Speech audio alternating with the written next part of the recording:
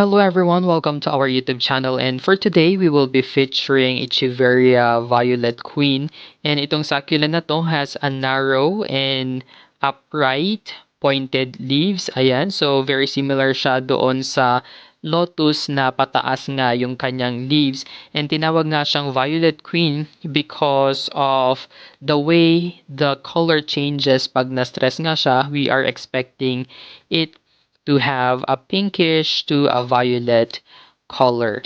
Each rosette can actually grow up to 15 centimeters in diameter. So, yung ganito siya. So, yung isang rosette should be like this or even bigger as what we have on the left. Unfortunately, since na-fungus nga siya before, medyo hindi na naging maganda yung kanyang growth size, but still, 'di ba?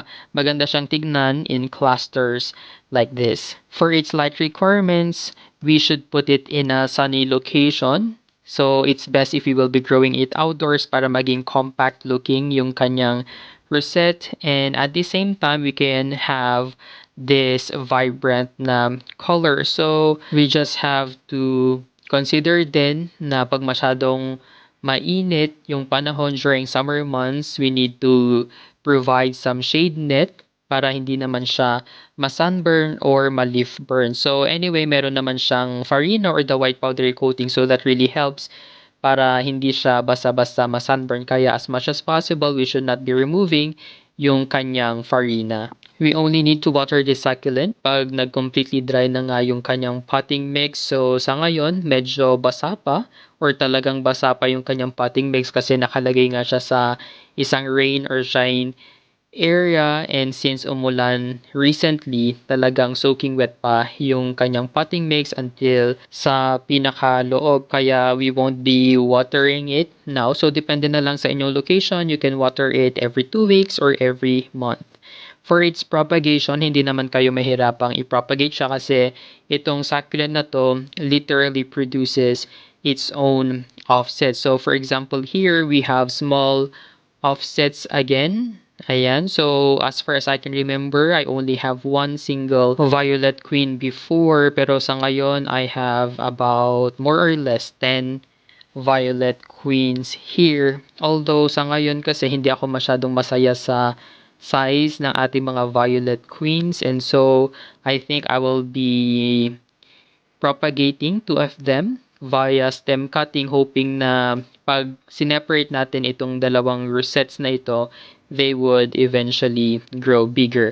So after nating i-cut siya, we have to remove yung mga dried leaves sa pinakailalim kasi that is where the pests are hiding, and also it attracts a fungus.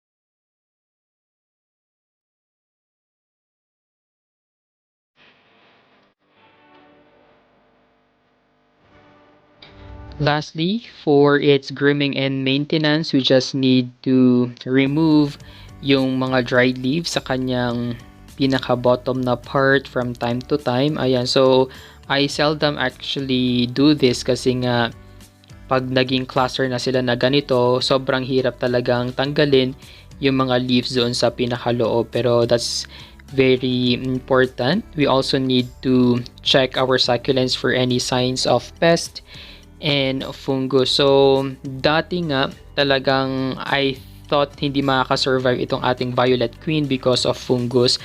But after we have applied yung systemic na fungicide sa kanya, finally naman naka-recover na siya. But still, from time to time, nagkakaroon pa rin siya ng fungus and yun nga yung kailangan nating i-treat right away. Ayan, so that's all for today. Thank you guys for watching. Don't forget to like and subscribe to our YouTube channel. You may also visit our Facebook page, A Desert Succulent PH.